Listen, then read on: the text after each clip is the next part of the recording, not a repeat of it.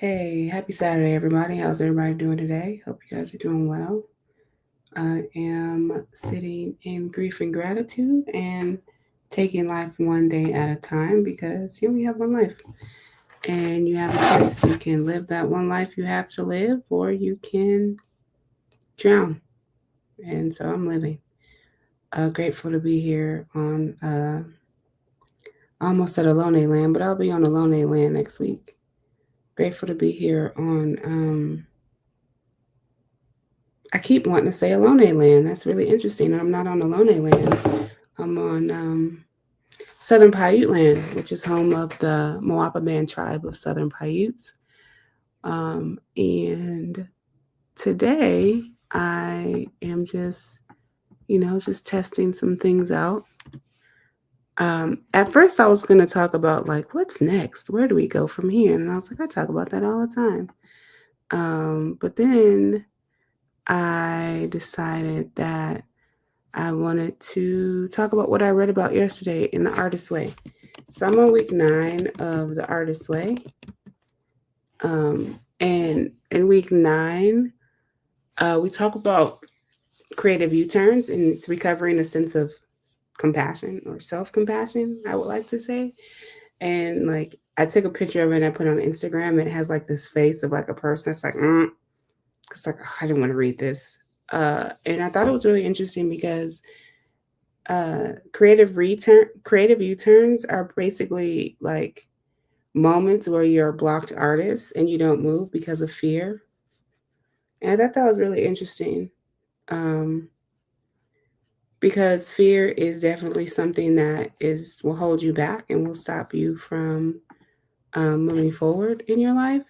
And I just thought that was really interesting that I'm kind of like in this moment of I'm not blocked. Maybe I am blocked, but like everything is a creative U-turn.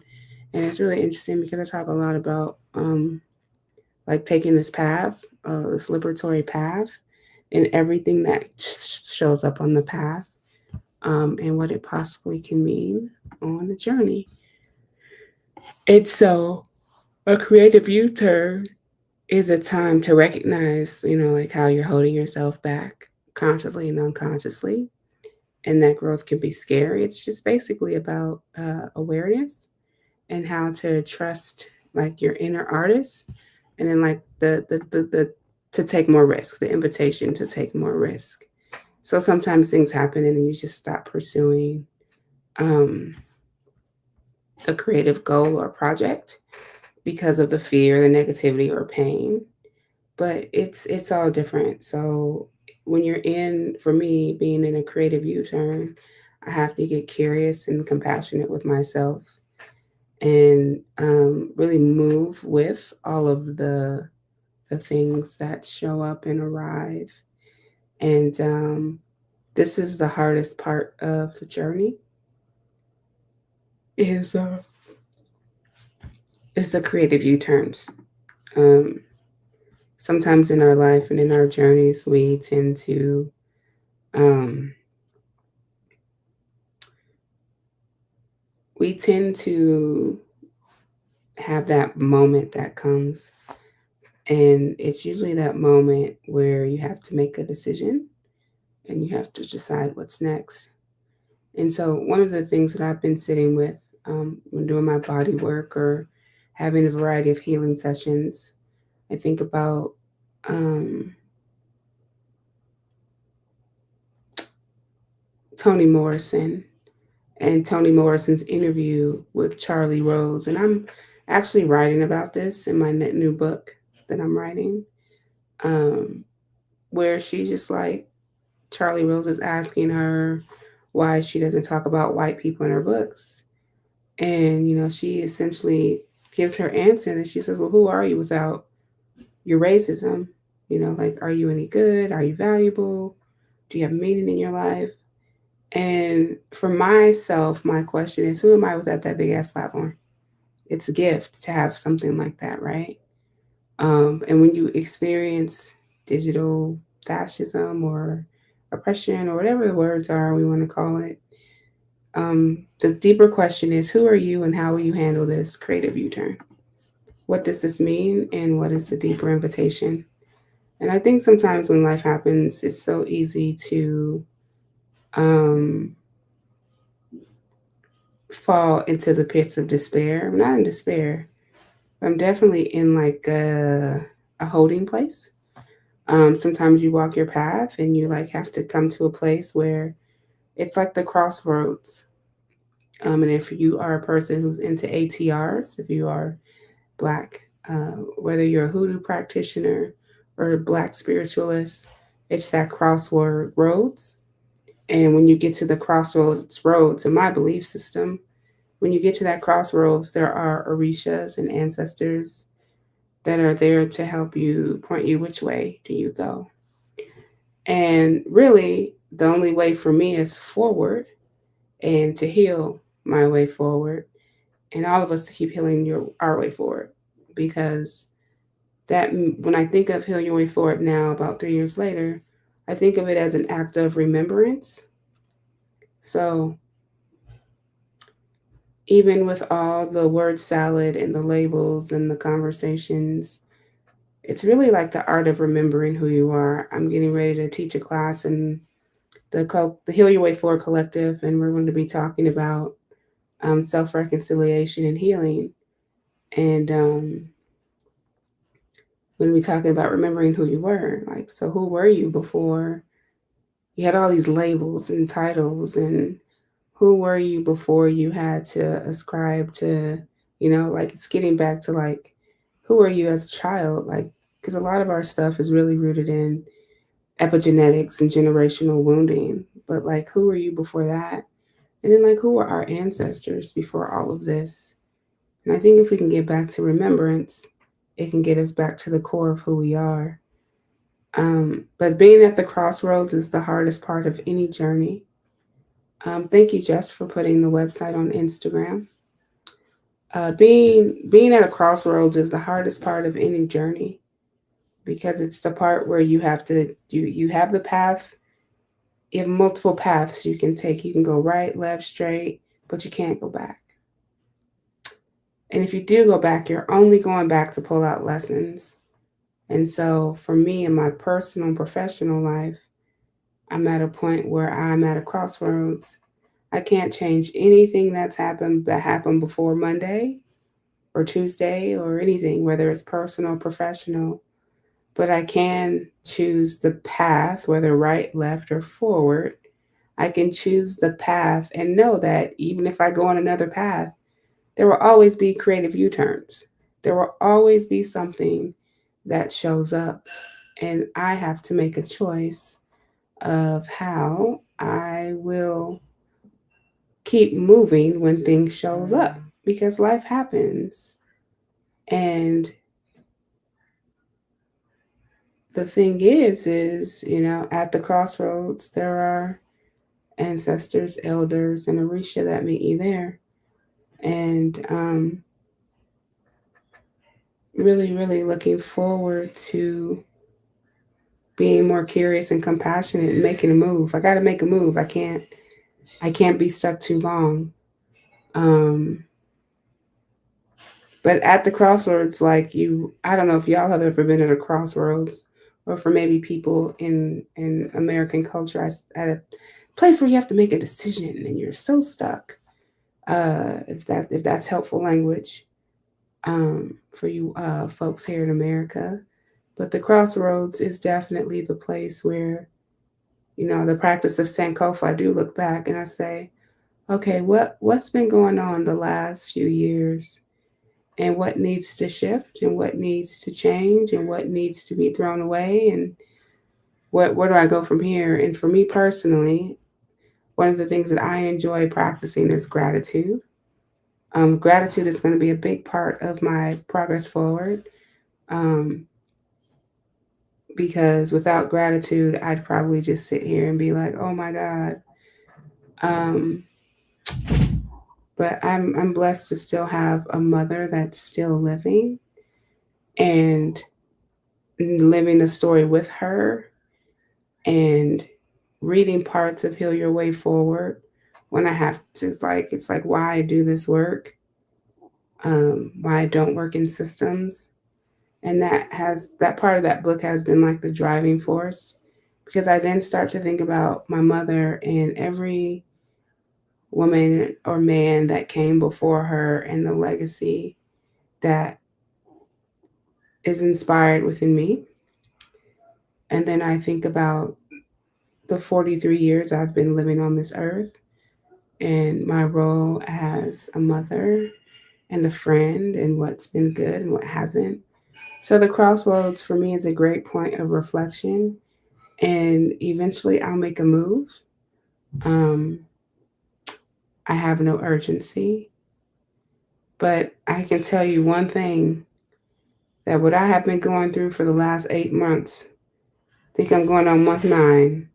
There's definitely a birth involved of something. So I'm in the ninth month. So for those of you who know, this journey began last August when I had to move. And I've had some things happen in my life since then, but I have been in 9 months of a birthing process. You know, whenever I write a book, I like to think of writing a book as a birthing process too, right? Like, you come up with this really great idea, you think it's so amazing, and then you submit it to publishers, because that's the art of actually going through the process of writing. And the publishers get to choose if they think it's a good book or if they don't think it's a good book. And once they pick your book and you sign a contract, I think that's conception, because then I have to go in the tunnel of writing. And I'm excited for that, because that's going to be coming soon too, where I will have to be so focused on writing to get this next book going. But I'm a person that like lives things out in real time. And I also am a person whose words are very powerful. And I have to be mindful for what I say. Um, and when I talk about the 9 months, it's definitely been, going into my first year of sobriety. And really, it's been really intense. I've had to move, got COVID, turned into long COVID, was recovering from that. Then I've had some things just that I've had to be own up to and take responsibility for in my personal life, whether it's motherhood, partnership, friendships. Um, then I had plumbing issues in the house, and then now I'm at the point of like, oh, there's just been a lot that I haven't been, you know, well, there's just been a lot.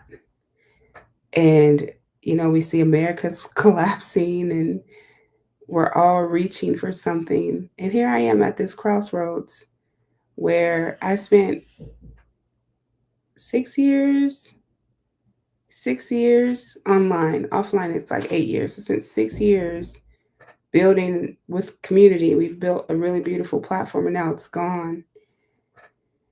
And I'm like, okay, this is the ninth month. This baby's finna be reborn. And it's not a baby that's being reborn, it's me that's being reborn. And if I can even go back past 9 months, it's been since October 2023, everything's been shifting for me. But it feels like this is where, like, okay, it's time to give birth to yourself. Okay, it's time to be reborn. Who are the people, the places? What does this mean? What is this rebirth gonna look like? And it's really interesting because there's this quote that says, I saw it this morning. Um, Sometimes to give birth to the version of the new you have to, part of you has to die. And like a few weeks ago, our team came and we had a team healing retreat. So I'm just going to call it. And I remember talking about ending the enmeshment with work. And I remember talking about divorcing work. And then I was like, oh shit, we kind of laughed about it. Yes, we laughed about it. And we were like, oh God, you have to be very careful about the words you speak because they are really powerful. And I'm really looking forward to what's next. I'm really looking forward to growth and renewal, and can't wait to see what's next and where to go from here. So, all of you who are watching and supporting, thank you for being doulas on the journey. And, it's just a creative U turn and we keep it moving. And, you know, once we get that platform back, that'd be great. But right now, for me, I'm kind of like, all right, let it be what it's going to be. And in the meantime, stay at my crossroads until the path I'm told which path to take. And in the meantime, just keep looking back and pulling out lessons and just keep my feet facing forward so I can be like, okay, I know what I need to do. Who do I need to grow into and what do I need to let go of? It's about to be a real hot summer. And I'm probably going to be showing up big, expanding and contracting. Um,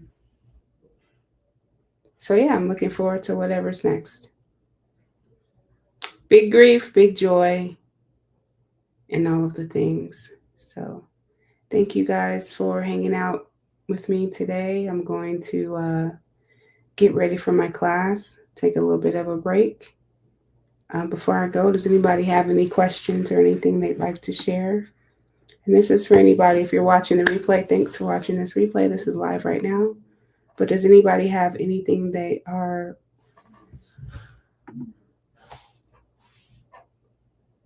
wanting to name, share, or talk about?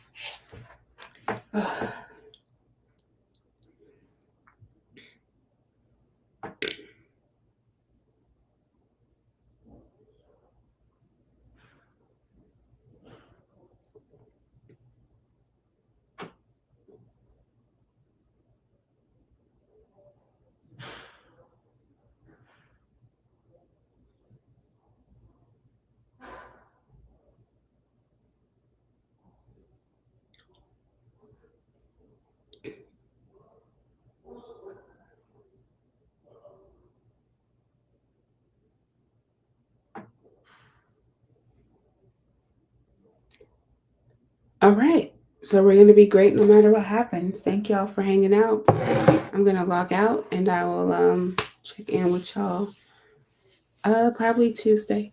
You guys have a great holiday weekend and I'll talk to you later. Bye.